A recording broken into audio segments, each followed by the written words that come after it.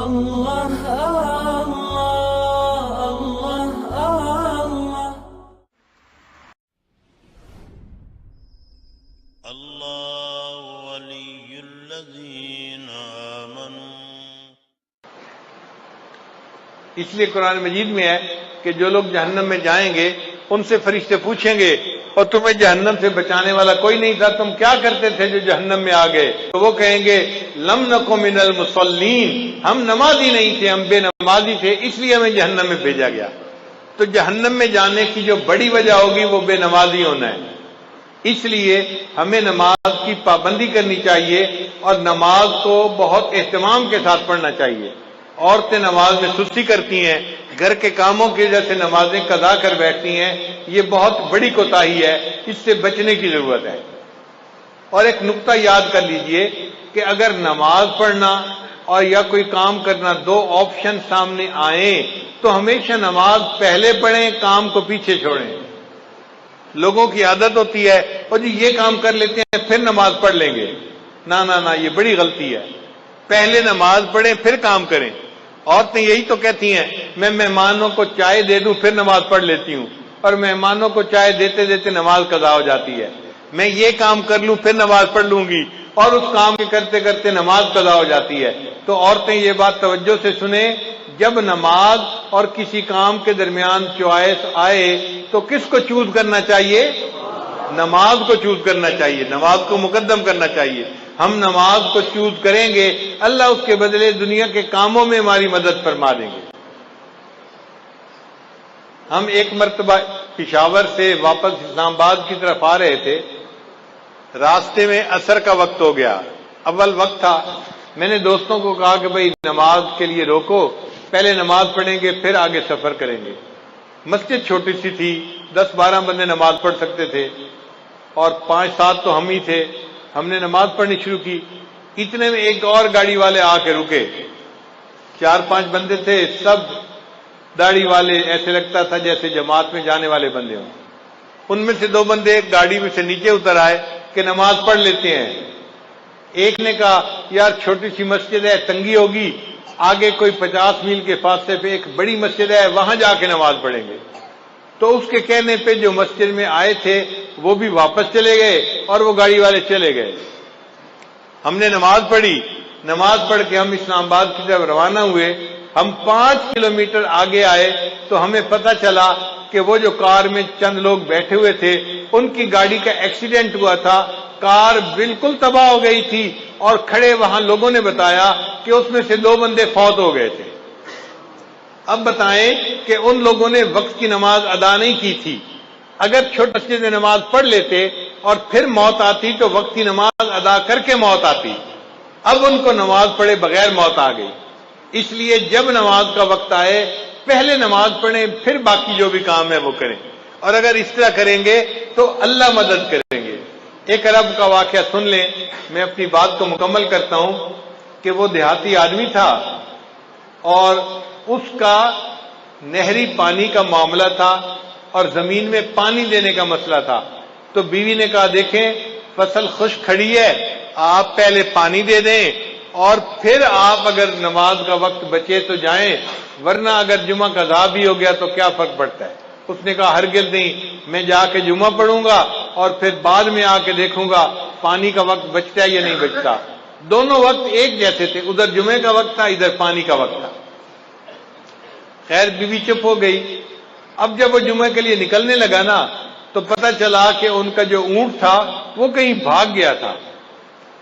تو بیوی نے پھر شور مچایا، دیکھیں ہمارے پاس اونٹ اتنا قیمتی ہے، سواری کے کام آتا ہے، اور ہم دوسرا اونٹ تو خرید نہیں سکتے، اونٹ کہیں کھل کے چلا گیا ہے، ابھی تو قریب ہوگا، آپ اونٹ کو ڈھونڈ لیں، مل جائے گا، جمعہ بعد میں پڑھ لینا، زور پڑھ لینا اور اونٹ کو تلاش کر لینا۔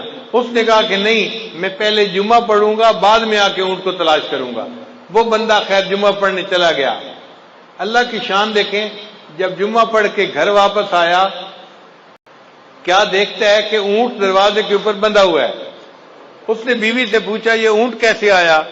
بیوی کہنے لگی میں گھر بیٹھی آٹا گوندھ رہی تھی کہ مجھے باہر کتوں کے بھونکنے کی آواز آئی، میں نے گھر کا دروازہ کھول کے دیکھا تو میں نے دیکھا کہ 4-5 کتے اس کے پیچھے لگے ہوئے تھے اور یہ اونٹ بھاگتا ہوا اپنے گھر واپس آ رہا تھا۔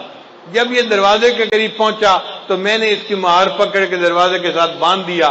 اللہ نے کتوں کے ذریعے سے اونٹ کو ویسے ہی گھر پہنچا دیا۔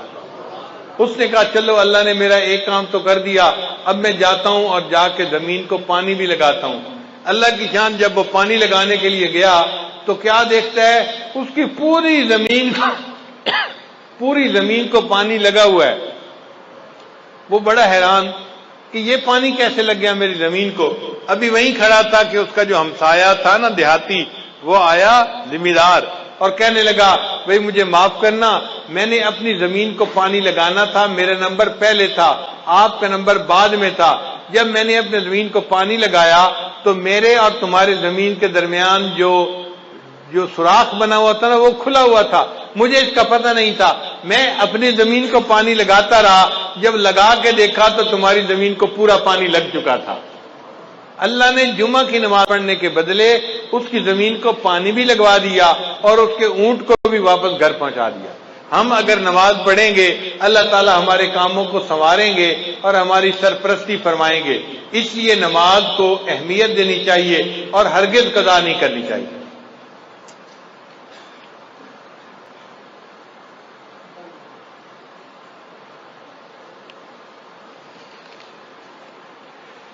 میری زندگی تو فراق ہے، وہ ازل سے دل میں مکیں سہی۔ اللہ تعالیٰ ازل سے ہے دل میں، مگر دنیا میں ہے تو فراق نا۔ میری زندگی تو فراق ہے، وہ ازل سے دل میں مکیں سہی، وہ نگاہ شوق سے دور ہے، رگ جاں سے لاکھ کریں سہی۔ بندہ دعا مانگتے ہے اللہ ہمیں اپنے گھر کا دیدار عطا فرما، حج عمرے کی سعادت عطا فرما۔ کئی مرتبہ سعادت نہیں ملتی تو شاعر کہتا ہے تیرا در تو ہم کو نہ مل سکا، تیرے راہ گزر کی زمیں سے ہی۔ تیرا در تو ہم کو نہ مل سکا، تیرے راہ گزر کی زمیں سے ہی، ہمیں سجدہ کرنے سے کام ہے، جو وہاں نہیں تو یہیں صحیح۔ اللہ سجدہ کرنا ہے نا، وہاں جا کے نہیں کر سکے تو یہاں تجھے سجدہ کرتے ہیں۔ اور آخر پہ کہتے ہیں سرے طور ہو سرے حشر ہو، ہمیں انتظار قبول ہے۔ آج دنیا میں ہم غیب کے سجدے کر رہے ہیں، اللہ ہمیں قیامت کے دن دیدار کے ساتھ سجدہ عطا فرمائیں گے۔ سرے طور ہو سرے حشر ہو، ہمیں انتظار قبول ہے۔ وہ کبھی ملیں وہ کہیں ملیں، وہ کبھی صحیح وہ کہیں صحیح۔ اللہ ملنے کا وعدہ تو کرے، کہیں ملنے کا وعدہ کریں، کبھی ملنے کا وعدہ کریں، ہم انتظار کرنے کے لیے تیار ہیں، مگر ہم آپ کا دیدار کر کے رہیں گے اور قیامت کے دن آپ کے قدموں پہ سر سجدے میں ڈال کر رہیں گے۔ اللہ تعالی ہمیں نماز کا پکا پابند بنا دے۔ وآخر دعوانا ان الحمد للہ رب العالمین۔ لا الہ الا اللہ، لا الہ الا اللہ، لا الہ الا اللہ، لا الہ الا اللہ، لا الہ الا اللہ۔